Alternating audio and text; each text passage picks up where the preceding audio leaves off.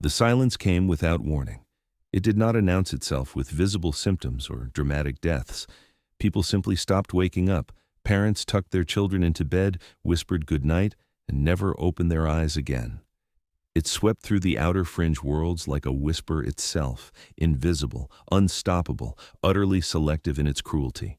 In 3 months, 4.7 billion adults were dead across 12 species, and 100,000 children survived, orphaned and alone. The physicians who studied the plague afterward would never fully understand its mechanism. It targeted neural pathways unique to adult cognition, leaving juvenile minds untouched. Some theorized it was an evolutionary virus, others a weapon gone wrong. Still others suggested it was simply the universe's casual indifference made manifest. But the cause mattered less than the consequence. An entire generation of children waking to find every adult they had ever known lying cold and still. The galaxy's response was swift and organized. Emergency services evacuated the children to orbital station Refuge 7, a massive diplomatic facility that could, in theory, house the survivors until a solution presented itself. The station orbited a gas giant in neutral space, far from any single species territory, accessible to all and claimed by none. It was the perfect temporary shelter. Temporary became weeks, weeks became months, and no solution emerged.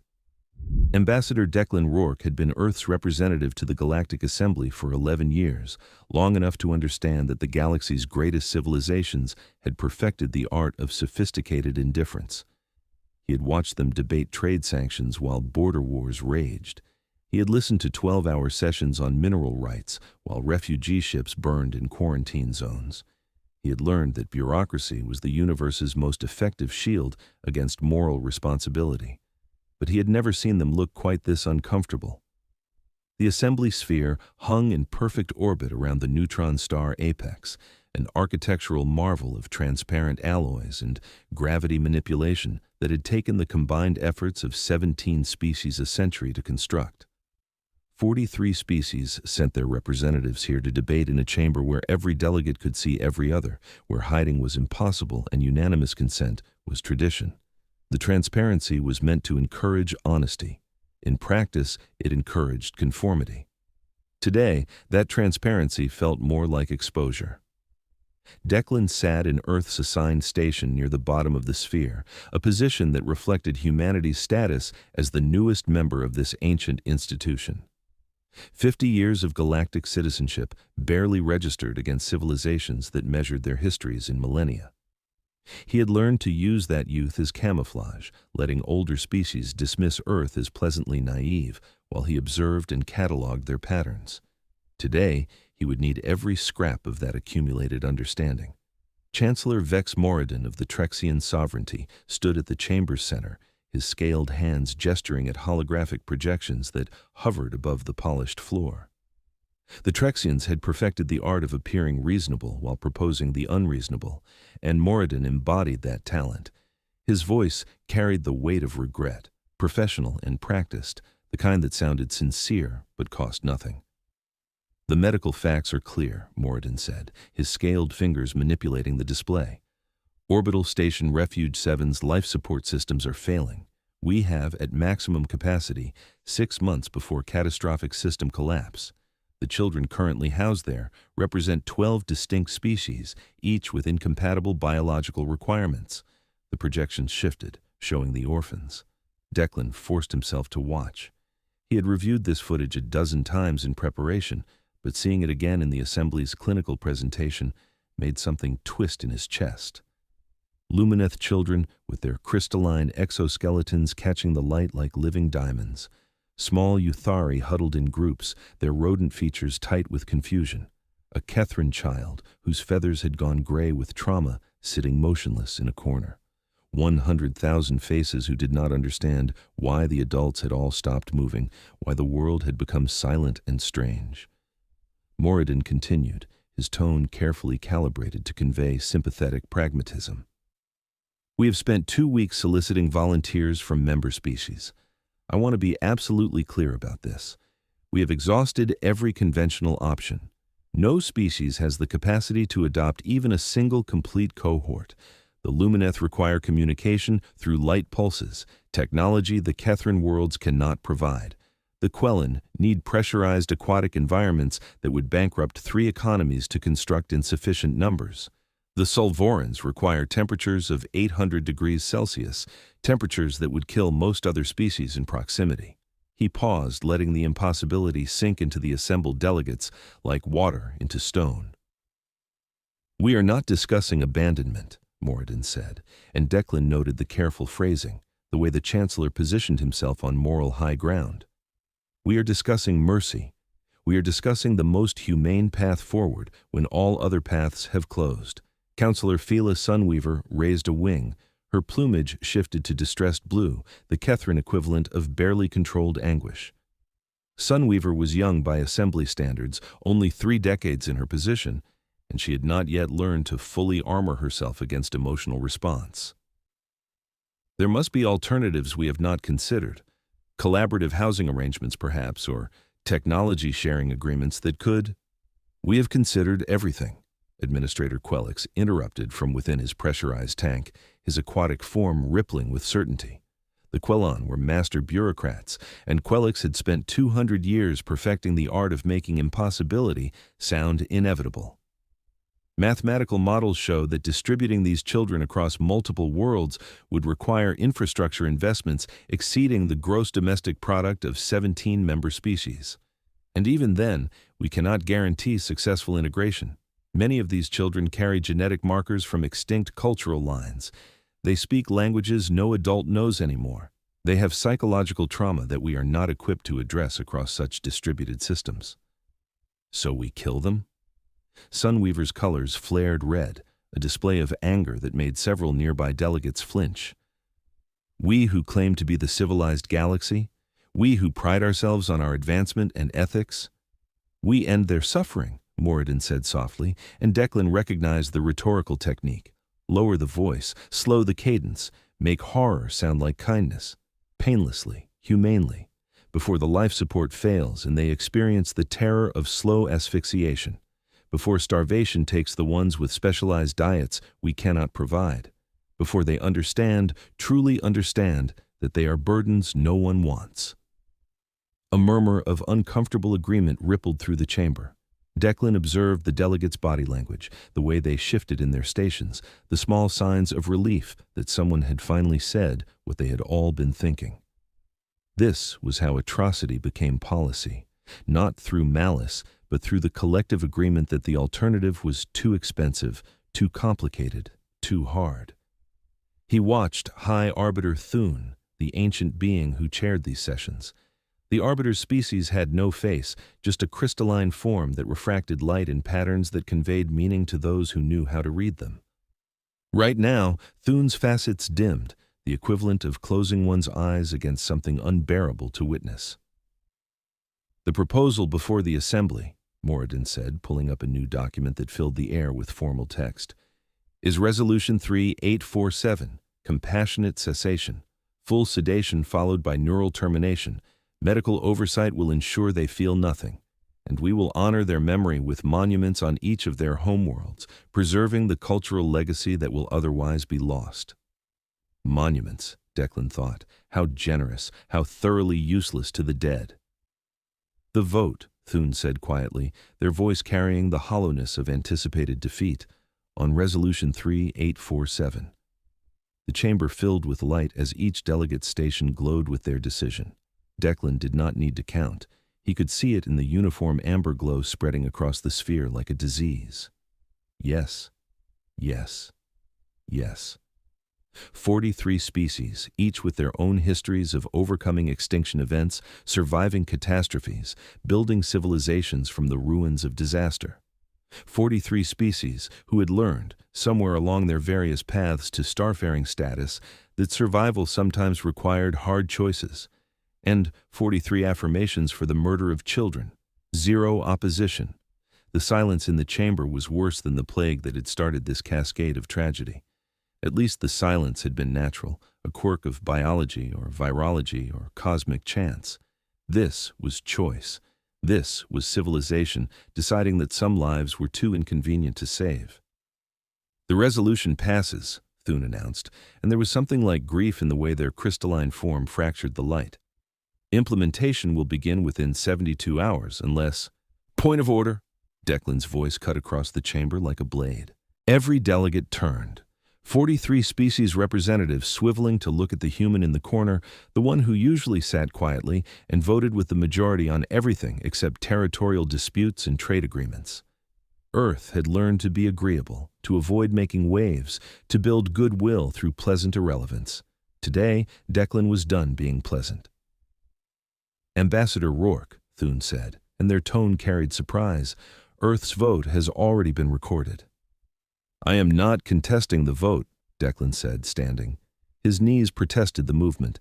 At 58, he was old by diplomatic standards, and the sphere's gravity was set to apex standard, 10% heavier than Earth normal. He had learned to hide the discomfort, but today his body made its complaints known. I am invoking Article 12 of the Assembly Charter. Chancellor Morridun's scales ruffled, a Trexian tell for sudden alarm. He knew exactly where this was going and was already formulating counter-arguments. Article 12 applies to humanitarian interventions in ongoing conflicts between member species, not internal humanitarian crises within. Not internal crises? Declan smiled without warmth, without anything except the cold fury he had been suppressing for 2 weeks. Funny. I do not see any limitations in the text, just the phrase, any member species may claim responsibility for rendered assistance in matters where sentient life hangs in immediate balance. 100,000 children on a failing station seems to qualify. You cannot possibly, Administrator Quellon began, his form roiling with bureaucratic outrage. We can, and we do. Declan pulled up his own holographic display, mirroring the Assembly's protocols. Earth formally invokes Article 12 and claims protective responsibility for all 100,000 orphans currently housed on Refuge 7. The chamber exploded into chaos. Voices overlapped in 17 languages, translators struggling to keep up with the sudden cacophony.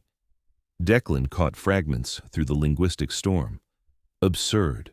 No infrastructure, youngest species here, cannot even protect their own colonies properly. The objections came from a place of genuine disbelief. Earth was asking to do what the combined resources of 43 advanced civilizations had deemed impossible. Thune's form blazed with light, the equivalent of pounding a gavel.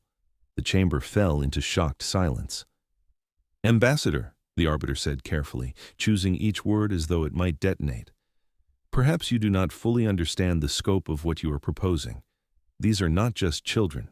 These are 12 distinct biological paradigms, each requiring specialized environments, diets, medical care, educational approaches tailored to cognitive structures we barely understand.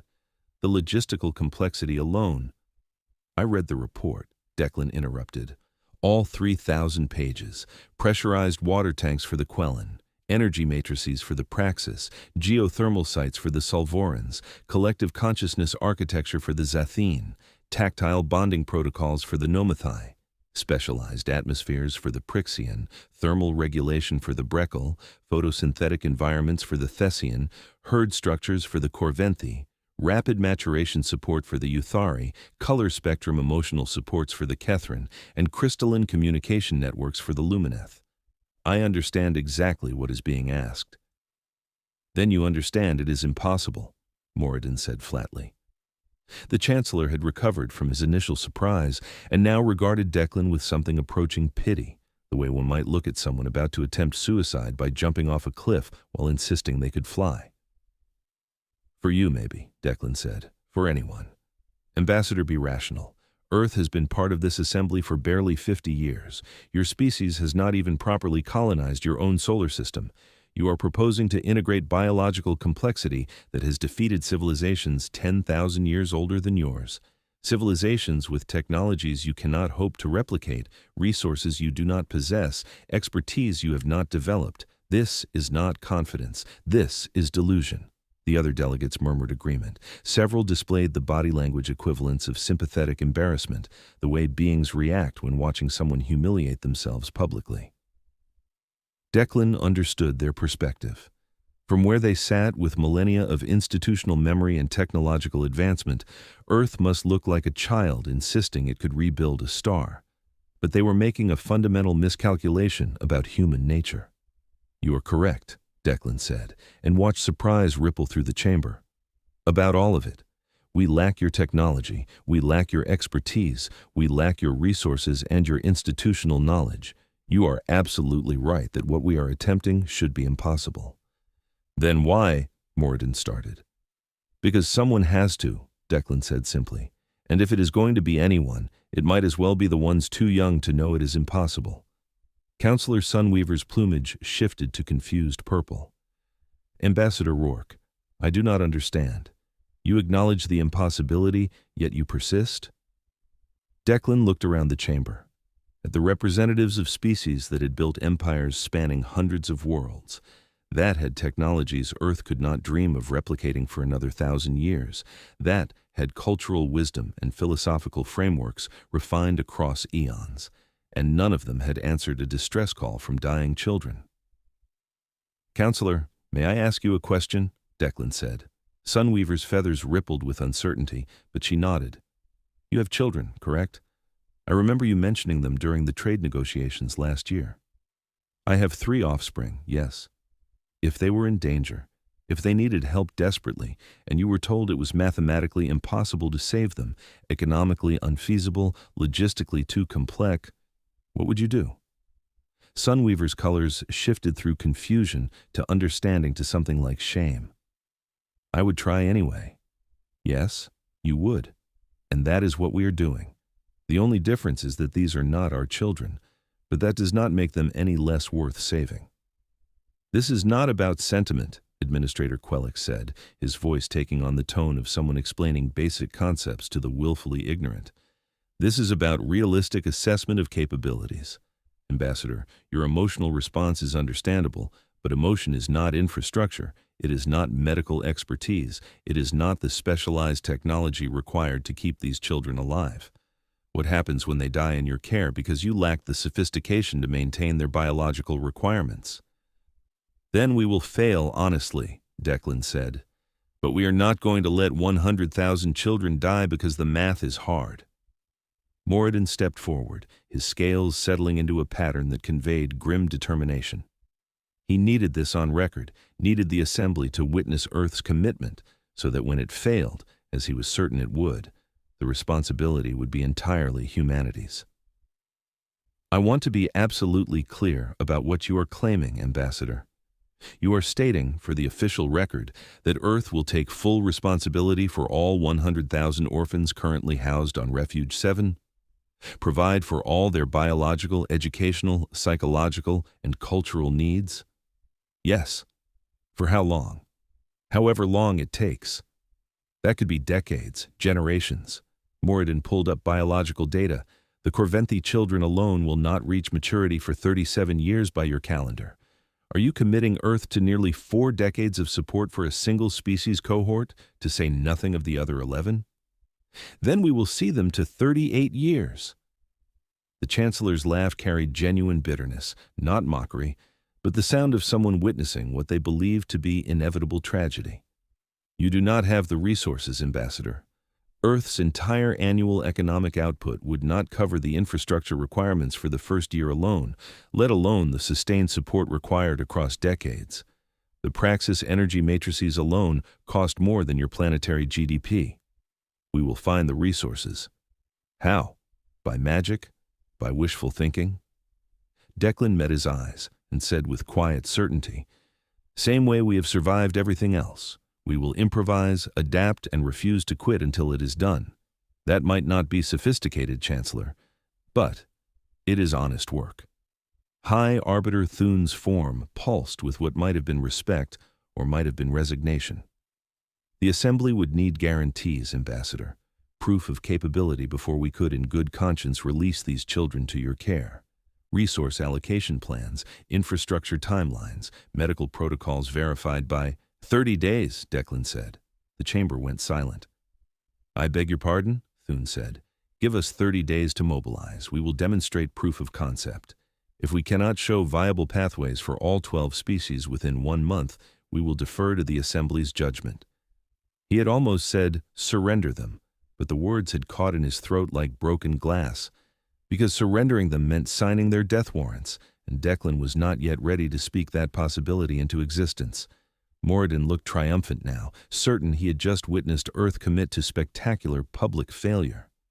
30 days to accomplish what the combined resources of 43 species could not manage in 2 weeks of intensive deliberation? This should be educational. The Assembly will learn exactly why emotional responses make poor policy. "Then we have an accord?" Thune asked. "We do," Declan confirmed. "Vrai. Very well.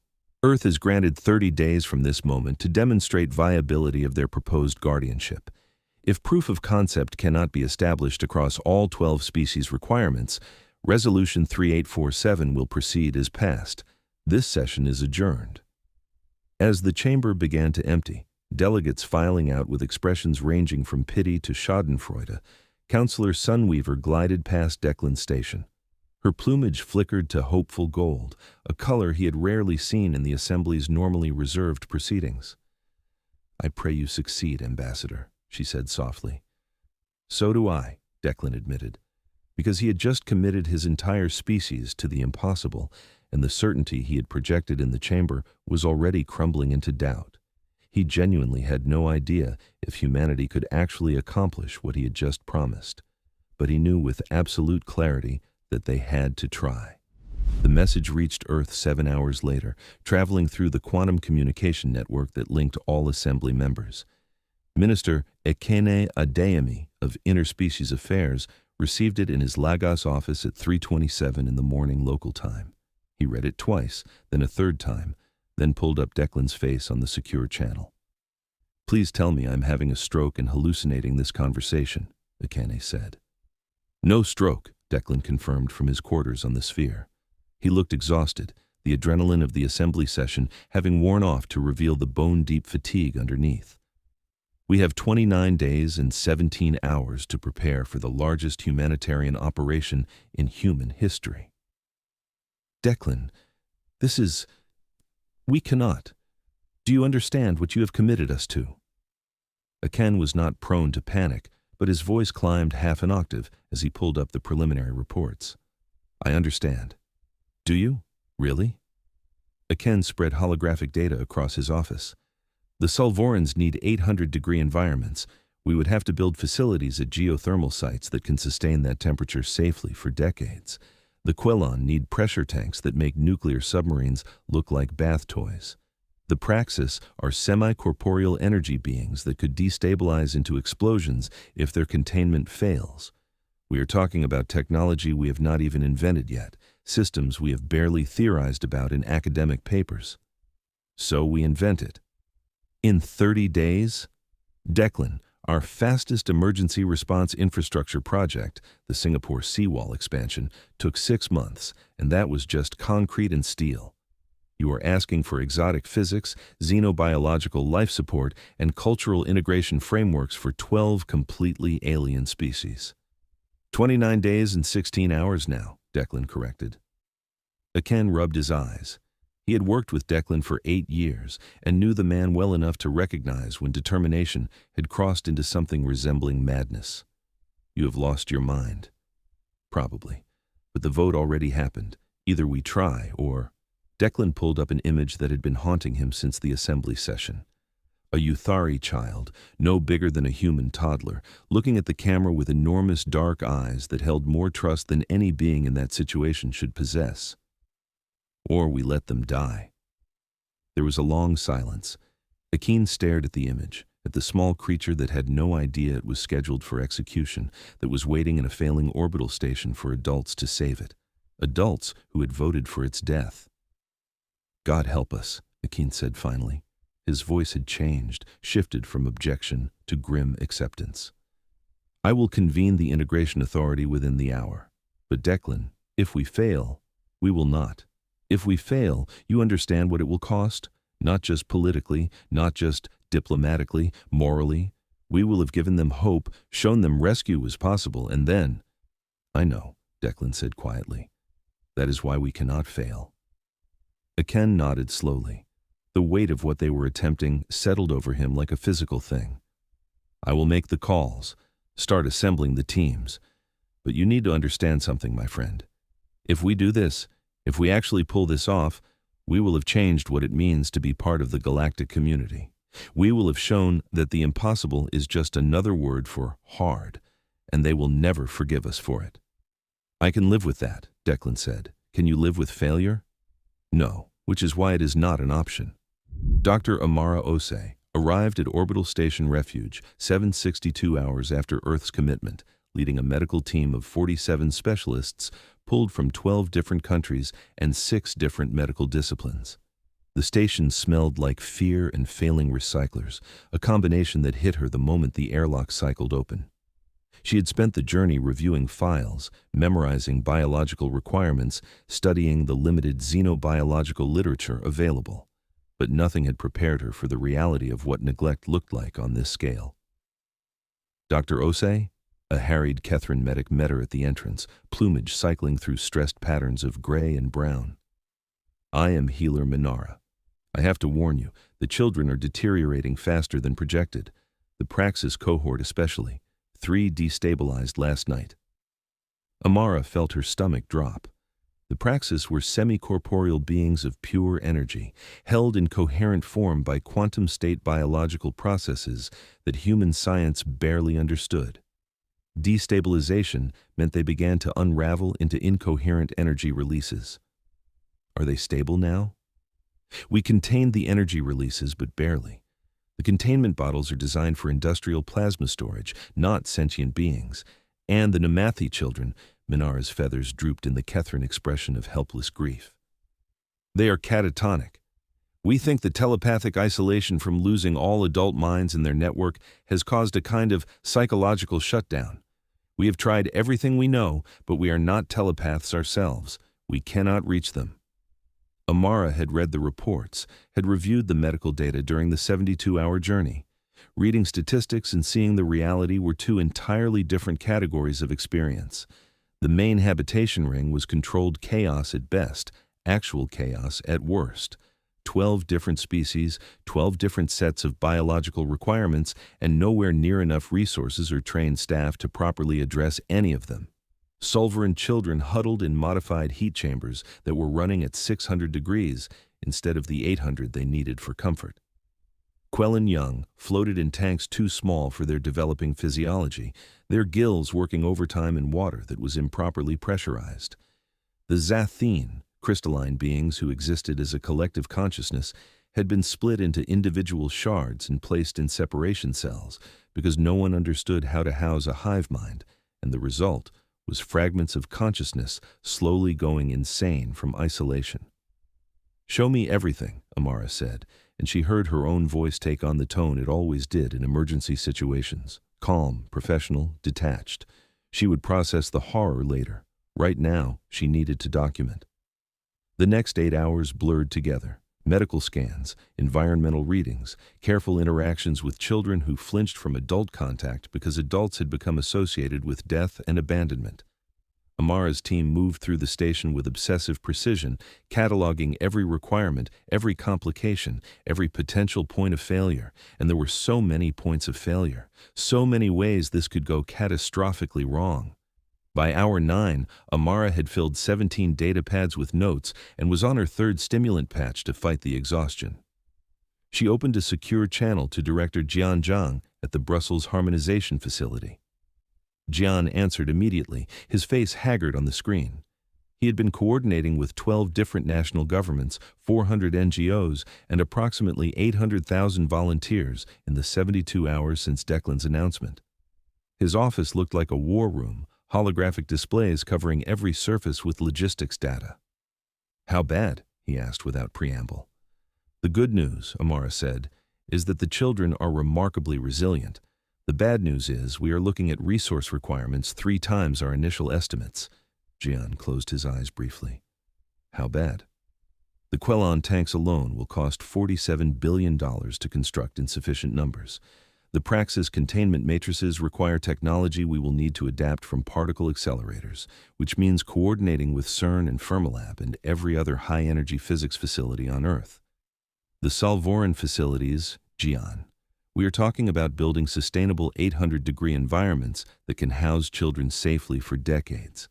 The geothermal sites in Iceland and New Zealand are possibilities, but the construction timeline is 18 days, Gian interrupted.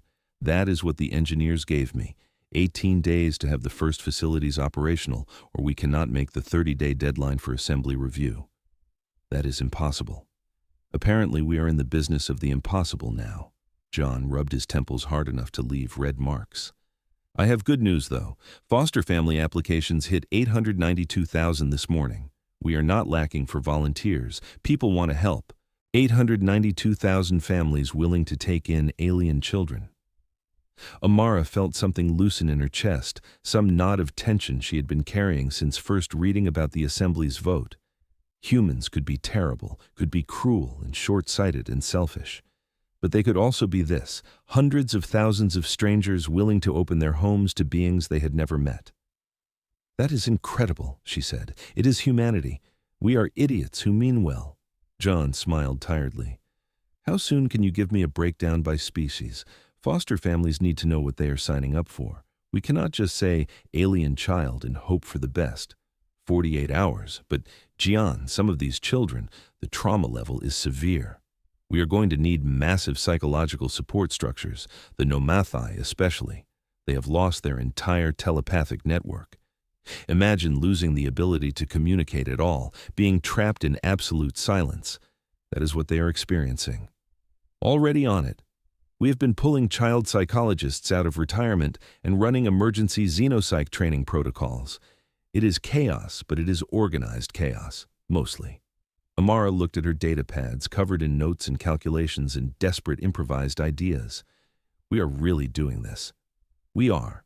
Try to get some sleep, Amara. You look like hell. You should see the other guy.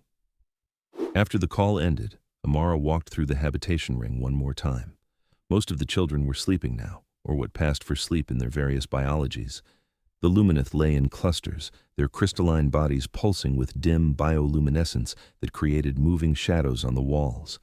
The Kethrin roosted in modified nests, feathers tucked tight against their bodies.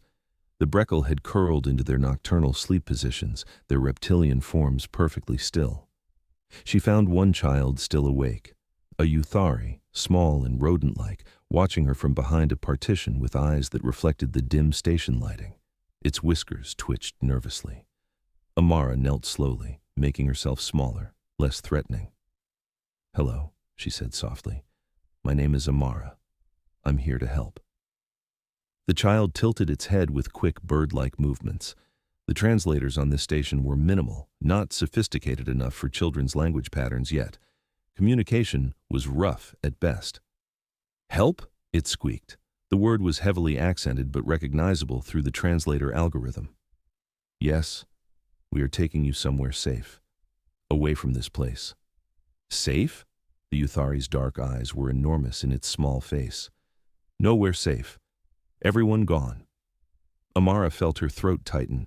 She had reviewed the psychological profiles, understood intellectually that these children had watched every adult they knew die without warning, but hearing it stated so plainly by this small creature made the enormity of their trauma real in a way statistics could not.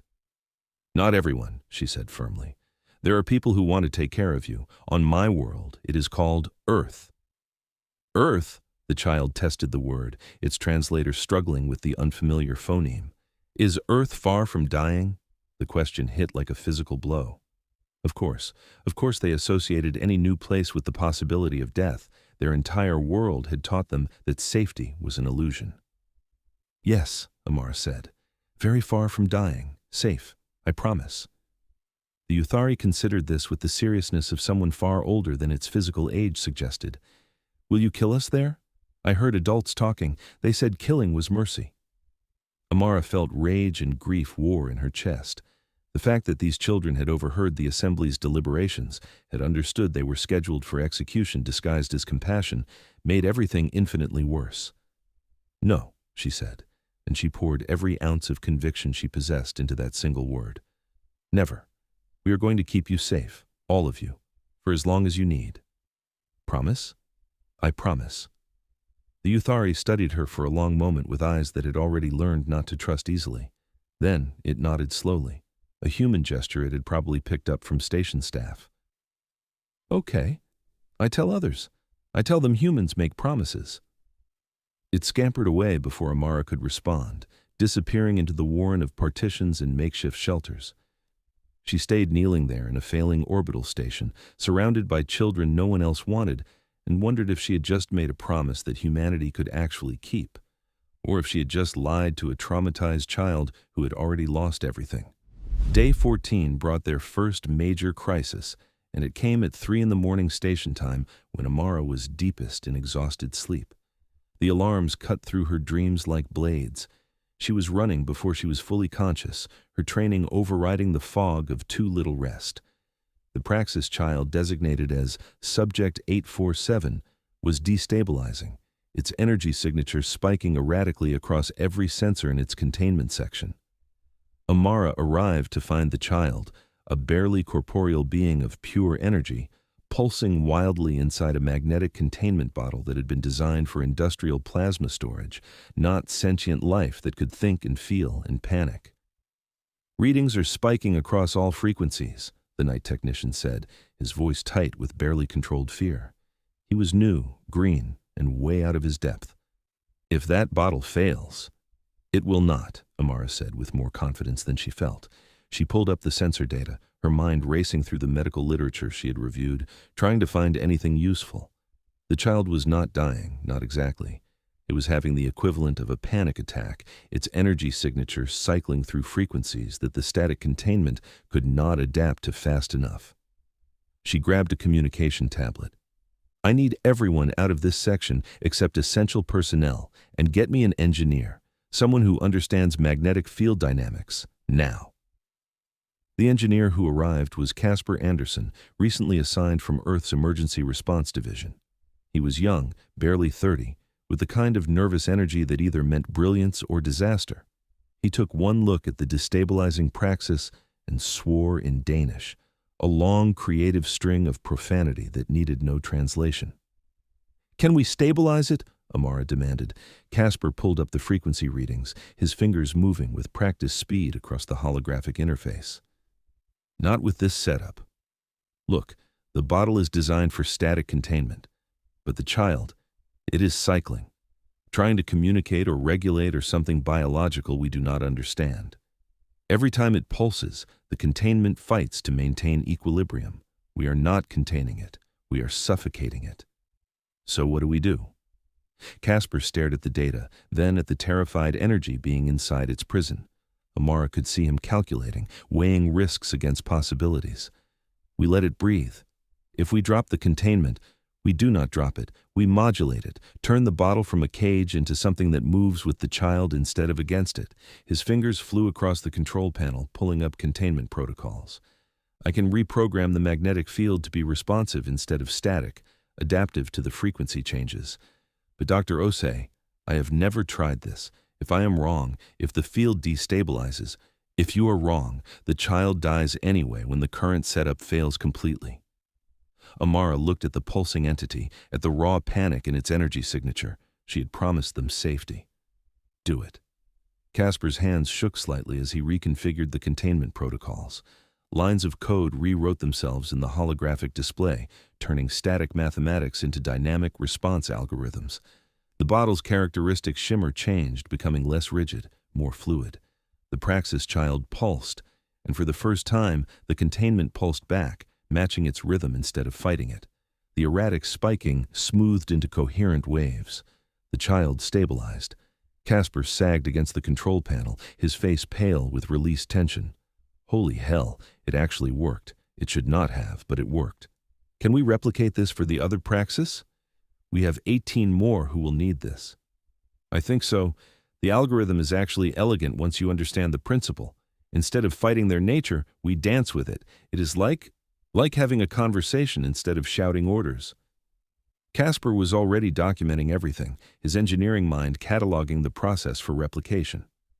"This will need to be built into the facilities on Earth. The containment has to be smart, adaptive, alive in its own way."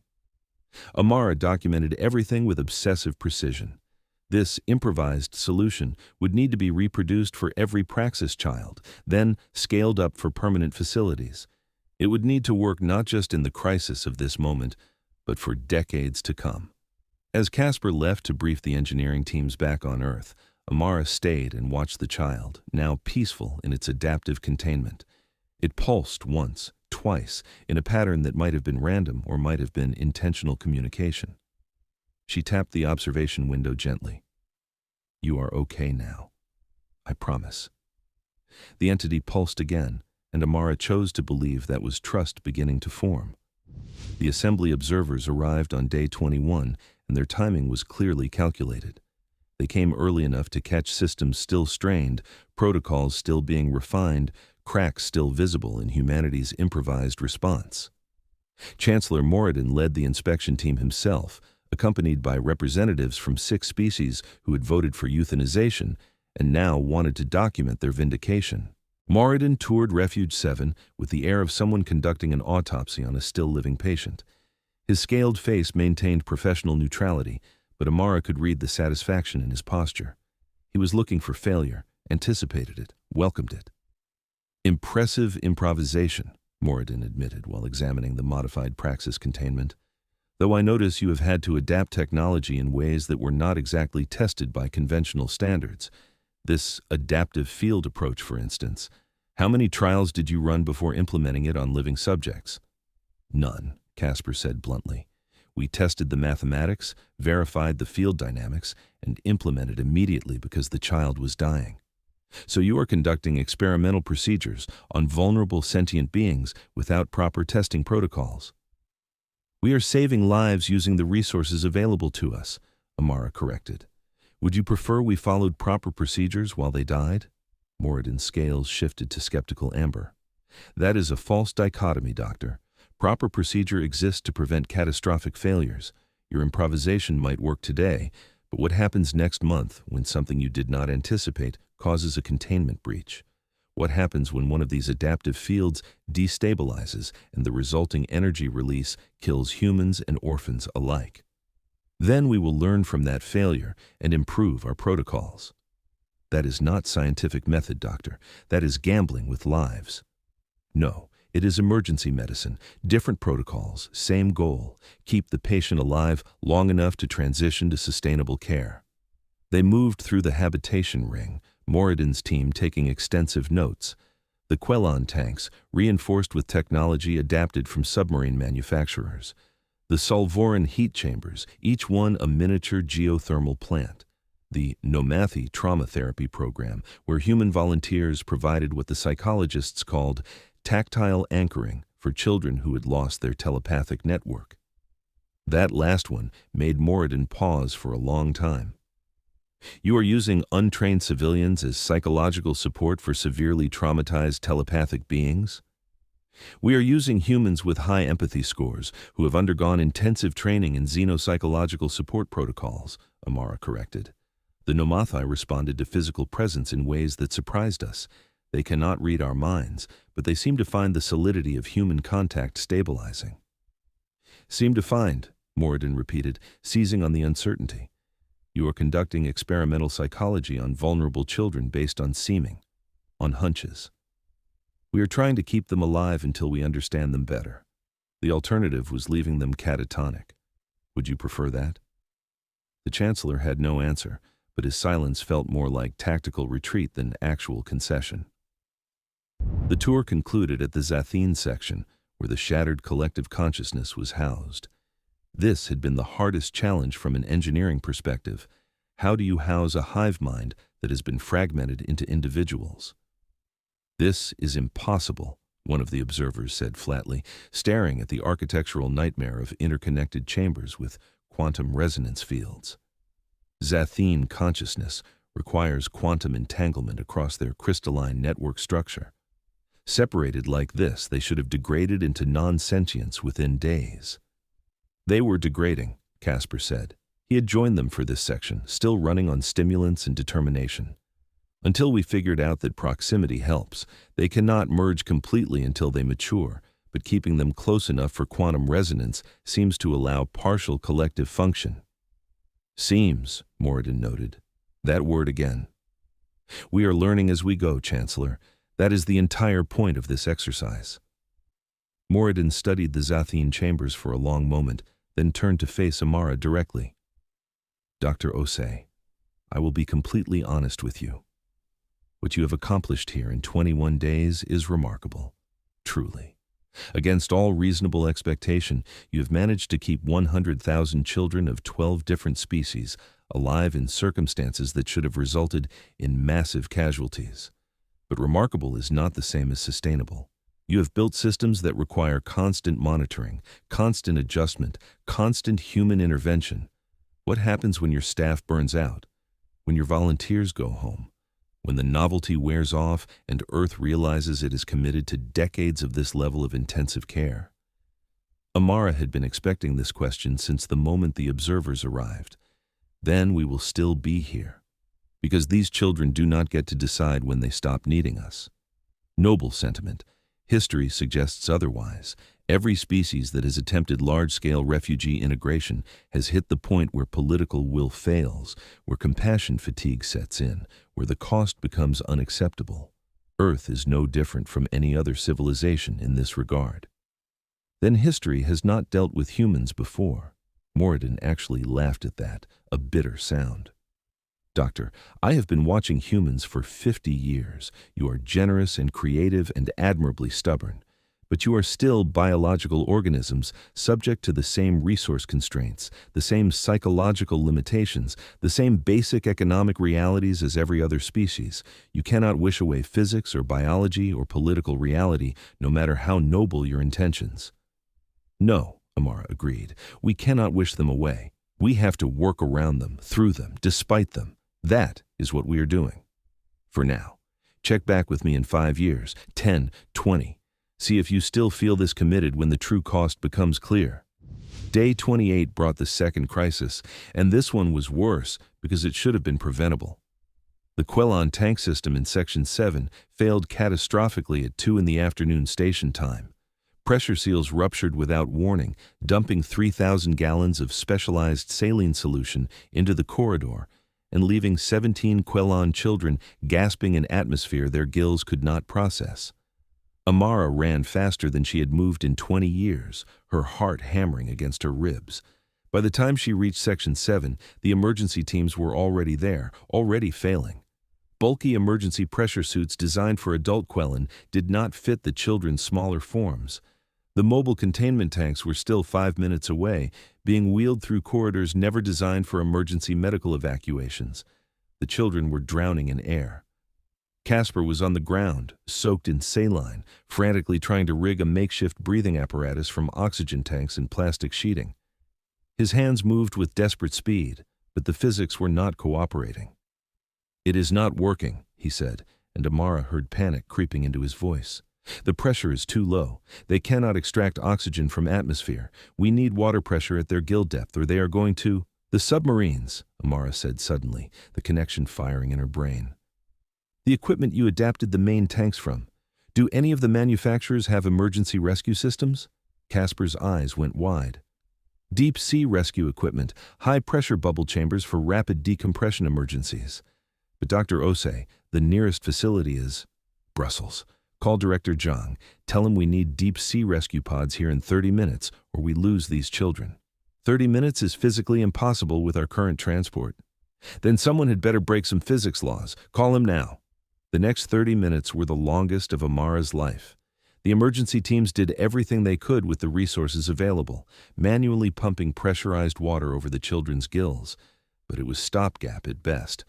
The Quellon were evolved for pressures that human equipment could not easily replicate. Their biology demanded crushing force that industrial safety protocols forbid. Amara watched chronometer displays tick forward with agonizing slowness. The children's gill movements were slowing, their bodies shutting down from oxygen starvation. At minute 27, Kasper shouted across the chaos, "They are here! The shuttle is here!" The military transport had violated every safety regulation in getting from Earth to Refuge 7 at speeds that should have torn its hull apart. It carried 12 deep-sea rescue pods, spherical chambers that could maintain crushing pressure in miniature. Technology designed to save human divers from the deepest ocean trenches, now repurposed to save alien children from asphyxiation. Loading the Quellon took 8 minutes of careful, desperate work. Every second counted, every movement had to be precise. Amara's hands shook as she sealed the last pod, watching through the transparent alloy as the child inside stopped its panicked thrashing and began breathing normally, its gills working smoothly in proper pressure again. 17 children, 17 pods, 17 for 17, no losses. But it had been far, far too close. That night, Amara found Declan Rourke in the station's communication center. He sat surrounded by holographic reports from Earth, his face haggard in the harsh lighting. At 58, he looked 70. "The Assembly is going to use this," Amara said quietly, entering without announcement. "Morridun will argue it proves we cannot handle the complexity." "Probably." Declan looked ancient in that moment, worn down by the weight of what he'd committed Earth to attempting. "How are the children?" "Stable. Traumatized from the experience, but stable. Kasper thinks he can redesign the tank systems to have triple redundant pressure maintenance. But Declan, the Chancellor, is right about one thing. We are improvising constantly. We are always one system failure away from tragedy. Is this level of risk acceptable? Is the alternative acceptable?" Declan turned to face her, and his eyes held something that might have been desperation or might have been absolute conviction. "Amara, I did not make this call lightly. I spent 2 weeks analyzing every option before the Assembly vote, but I made the call, and now we are committed. Not because it is easy or safe or even fully possible, but because the alternative was scheduled mass execution. And if we fail anyway? If all our improvisation and desperation still fails and children die in our care? Then they die trying to live instead of being put down like inconvenient animals." His voice was rough with exhaustion and something deeper. "I know that is not comforting. I know the moral calculus is ugly. But it is the only calculus I can live with. I will not be part of a civilization that decides some lives are not worth the trouble of saving." Amara thought about the Quellon child she had sealed into the rescue pod, watching it gasp for breath, watching it live. Thought about the promise she had made to the Yuthari days ago. "We will keep you safe." 2 more days, she said. "Then we have to convince the Assembly we can actually sustain this." "Can we?" "Ask me in 2 days." Day 30 arrived with the kind of inevitability that made Amara think of executions and final exams and medical board reviews. The Assembly reconvened with Earth's observation stations packed. Every major news network in human space was broadcasting live. 800,000 volunteer families watched from Earth, waiting to see if their training and preparation would be needed or if the Assembly would vote to reclaim the children for euthanization. Declan Rourke stood in the center of the Assembly sphere, surrounded by holographic projections of data from Refuge 7. 30 days of improvisation and desperation and near disasters, all reduced to graphs and metrics and statistical analyses. Chancellor Morridun opened the proceedings with clinical precision. The inspection reports are mixed at best. Earth has demonstrated remarkable adaptability and creative problem-solving in crisis situations. However, they have also experienced multiple critical failures requiring emergency intervention. The Praxis destabilization on day 14, the Quellon tank rupture on day 28, 137 lesser incidents cataloged across the 30-day observation period. This is not stability, Ambassador Rourke. This is controlled chaos at best, dangerous negligence at worst. "Correct," Declan said, surprising the chamber. "It is all of those things." Morridun blinked. "You are agreeing with my assessment?" "Of course. We have been improvising constantly. We have had near disasters. Our systems are held together with adaptations and hope and exhausted engineers." Declan pulled up new projections, letting the data speak. "But here's what else is true.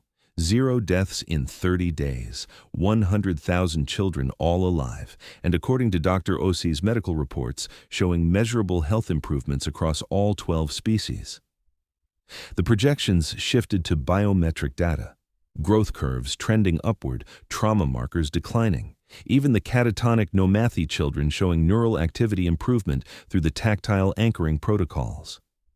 "We have trained 892,000 foster families," Declan continued, built 47 specialized facilities across 6 continents, established supply chains for 12 different biological paradigms, created the first multi-species pediatric medical database in galactic history, developed adaptive containment technology that could revolutionize energy storage, advanced our understanding of collective consciousness and telepathic cognition by decades of research time.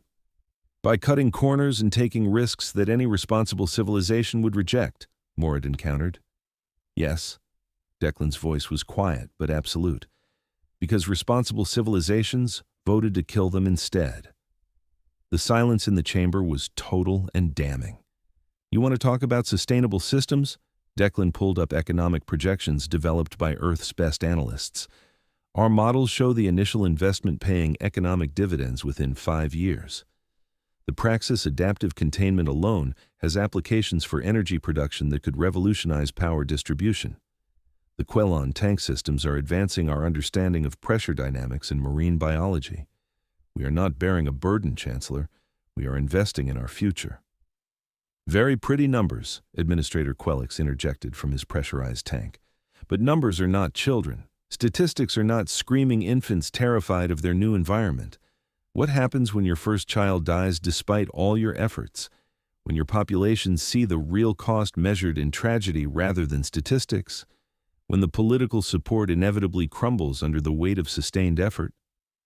Declan looked directly at the administrator. Then we mourn.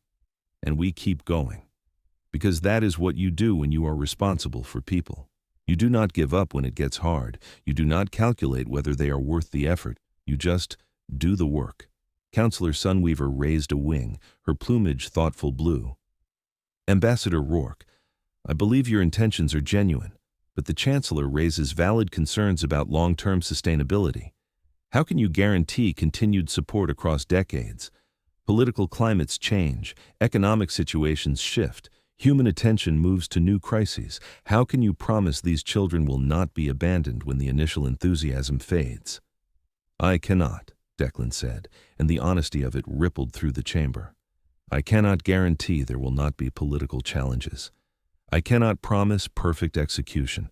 I cannot swear we will never have tragedies or failures or moments where we question everything we are doing.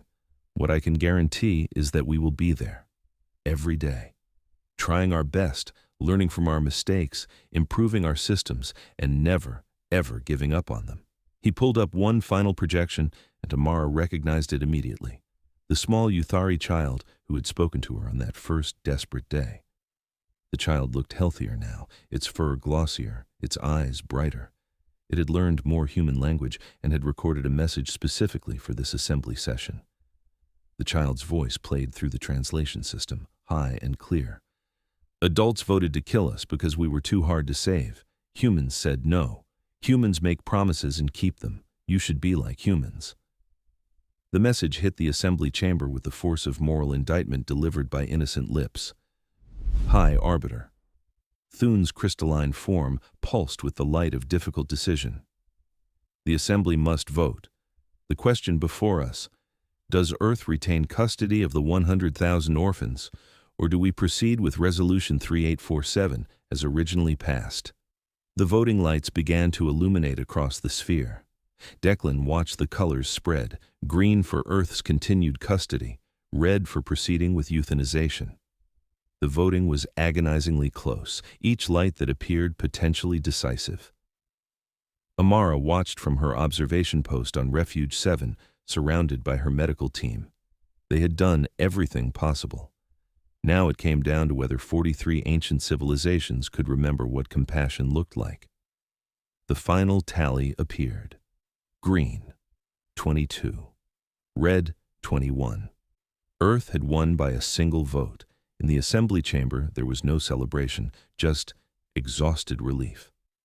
Chancellor Morridun stood slowly, his scales shifting through colors that suggested resignation more than defeat. This is a mistake, he said formally, but the assembly has spoken. His gaze locked onto Declan with uncomfortable intensity. I hope, Ambassador, that you are correct about human persistence, because the first time one of those children dies in your care, this entire project will be questioned. The first time your systems fail catastrophically and lives are lost, there will be calls to reverse this decision. Then we had better make sure our systems do not fail catastrophically, Declan said. And when they do? Because they will, Ambassador. That is not cynicism. That is statistical certainty. Nothing is perfect. Everyone fails eventually. What then? Declan smiled, tired but unshakable. Then we will bear it anyway, because that is what family does. You carry the weight even when it hurts, especially when it hurts. The Unity convoy launched from Earth 6 days later, and the images would be studied by historians for generations. 847 ships ranging from military transports to converted cargo haulers to luxury cruise vessels volunteered by their corporations. The largest civilian fleet in human history, all converging on one failing orbital station to collect 100,000 children that the galaxy had voted to kill. Amara Osei watched from Refuge 7 as the first ships appeared on sensors and felt something crack in her chest that had been holding tight for 36 days. They had actually done it. Earth had mobilized an entire planet's resources for beings they had never met. The boarding process took 4 days of careful, methodical work. 4 days of children meeting crews who had come to save them. 4 days of improvised solutions to problems nobody had anticipated. 4 days of terror slowly transforming into cautious hope. Zatheen, a Lumineth child who had become an unofficial leader among the crystalline species through sheer force of personality, was among the first to board the UNSS Unity's Promise. The human crew member assigned to greet her was Dr. Yuki Tanaka, a geologist who had spent the last month learning to communicate through light pulses. Yuki knelt to meet Zatheen at eye level, her joints protesting the movement. She held up a small device that flickered with basic Lumineth greeting patterns, her hands shaking with nervousness.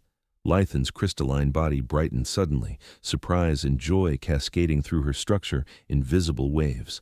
Her light pulses came rapid and excited, too fast for the translator to keep up. "She is asking if you are her new mother," a technician provided, reading the pattern manually. Yuki's eyes filled with tears that she made no attempt to hide. "If you will have me, yes, if you want that." Zatheen pulsed once, bright and clear. The translator rendered it simply as, "Safe?" "Yes," Yuki promised, reaching out a hand slowly. "Safe. I promise you are safe now." The child extended a crystalline limb and touched Yuki's palm with infinite gentleness, as though afraid the human might shatter. Across the station, similar scenes played out 100,000 times, each one a small miracle of connection across impossible difference. The Catherine child, whose feathers had been trauma gray for months, seeing real sky projected in the transport bay and suddenly flaring every color of joy the human crew had never seen before. The Quellon children, discovering that the specially designed tanks had transparent sections that let them see stars for the first time in their young lives. The Zatheen shards, carefully loaded together into quantum-shielded chambers that would keep them connected during the journey, their collective consciousness already beginning to heal. The Nomathi children, still struggling with their telepathic isolation, finding themselves surrounded by human volunteers who did not need words to offer comfort, just presence and touch, and the solid reality of someone who would not disappear. Kasper Anderson found Amara on day 3 of the loading process. She was watching a group of Thessian children basking under full-spectrum UV lights, their chlorophyll-based skin already greening from the exposure. "We are going to make it," Kasper said. "Did you doubt?" "Every single second since this insane project started." He smiled, exhausted. "But I stopped saying it out loud because that felt like bad luck." The last child to board was a tiny Yuthari, the same one who had asked Amara about promises on that first desperate day. The child spotted her in the crowd of crew and volunteers and ran over, chittering excitedly. You came like you said you would." Amara knelt, feeling the full accumulated weight of 36 days of fear and hope and desperate improvisation settle onto her shoulders. "I told you. We keep our promises." "I know. I told everyone. I said humans are safe." The Yuthari's whiskers twitched with satisfaction. "They did not believe me at first, but I was right." "What is your name?" Amara asked, realizing she had never learned it during the chaos. "Do not have one yet. Adults give names at maturity ceremony. All the adults are gone. Would you like a name now? A human name until you are old enough for your own ceremony? The Yuthari considered this with the seriousness of someone contemplating a life-defining choice. What is a good name for me? Amara thought about this tiny being who had trusted her when it had every reason not to, who had taken her promise and spread it to others, who had chosen hope over despair. How about speaks? Because you speak for those who cannot. You spoke for all the children when you trusted us first. Speaks. The creature tested it, the translator rendering the name in the Yuthari language, and back again. I like Speaks. That is who I am. I am Speaks. Well, Speaks, are you ready to go home? Home is gone. Home died with the adults. Amara felt her throat close. Then we will make a new one, together, on Earth. Speaks chittered something that the translator struggled with before rendering his thoughtful consideration. Okay, we make new home. Humans make good homes. I believe you. The convoy's journey to Earth took 17 days, and those days became a crash course in caring for children whose biology humanity barely understood. There were mistakes, near disasters, moments of panic when systems failed, or cultural misunderstandings threatened to become medical emergencies. But there were also breakthroughs that nobody had anticipated. The Praxis children, freed from static containment and given adaptive fields that responded to their energy patterns, began displaying complex, organized behavior.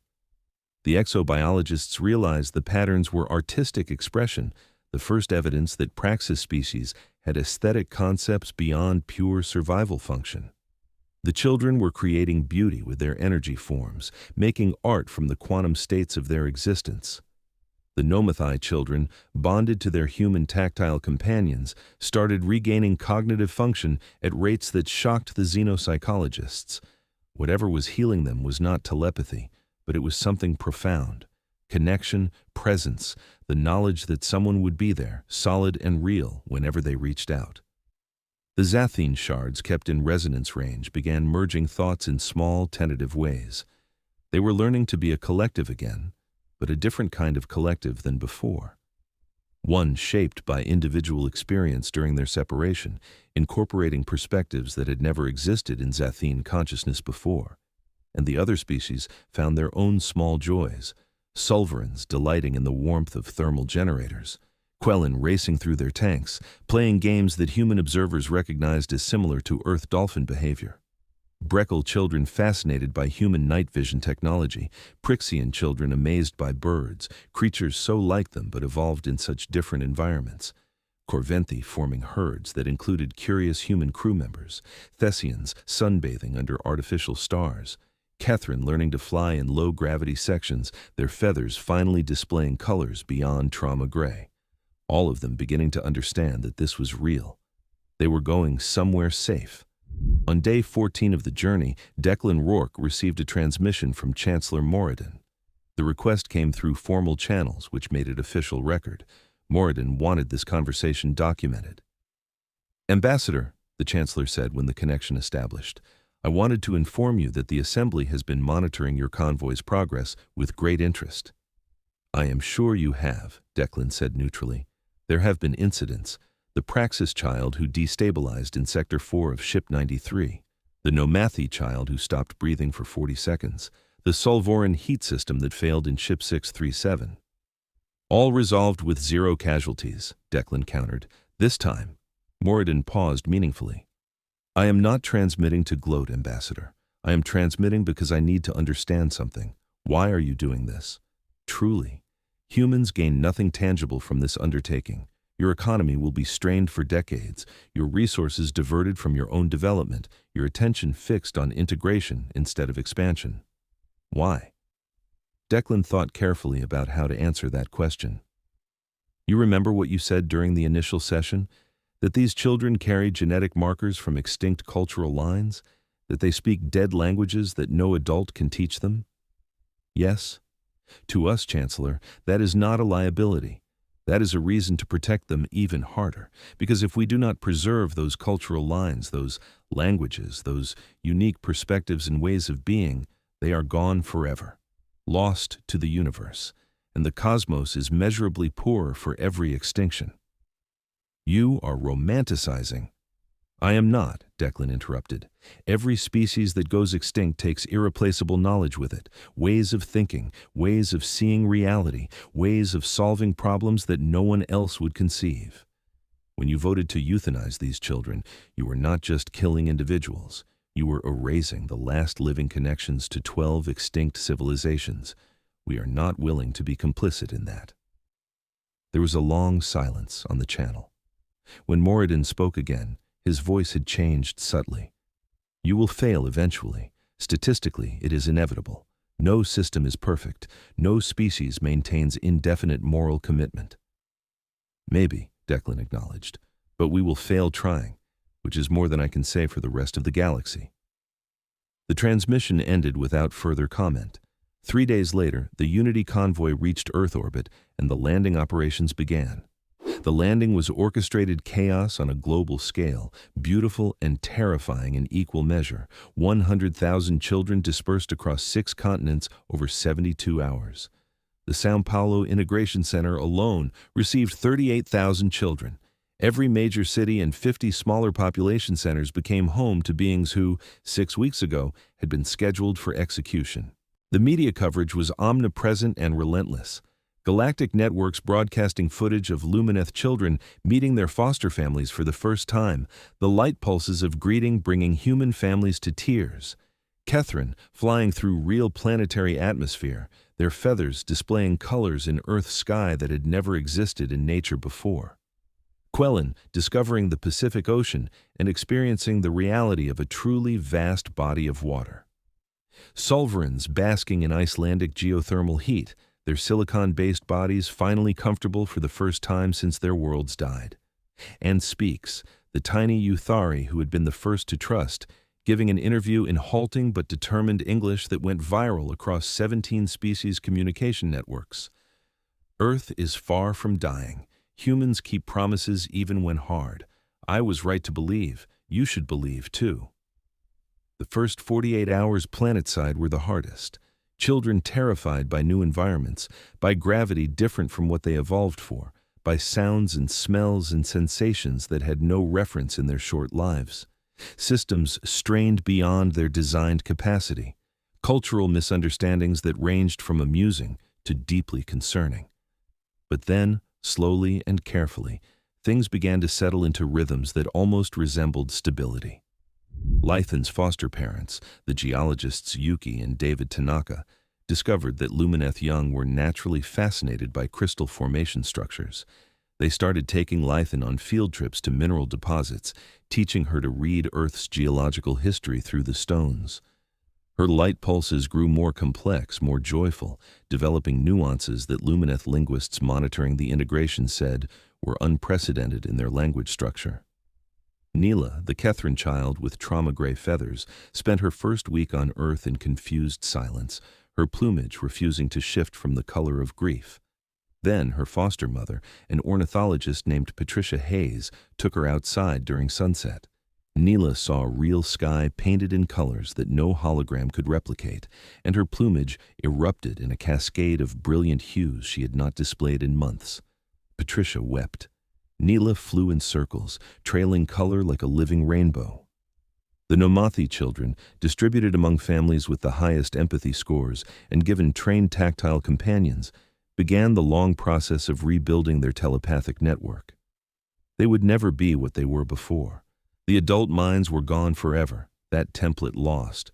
But the children were learning to connect to each other in new ways, and to the humans who cared for them through methods that transcended both telepathy and speech. Shard of Morning, the youngest fragment of Zatheen collective consciousness, was housed with 17 other shards in a specially constructed facility in Brussels. Within 1 week, they had begun merging thoughts again with increasing sophistication.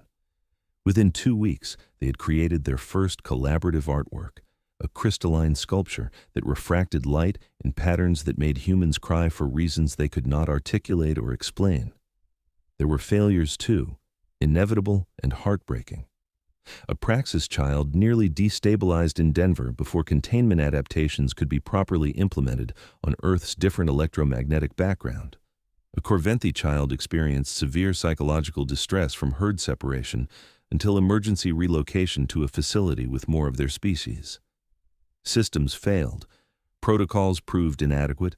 Emergency interventions became routine.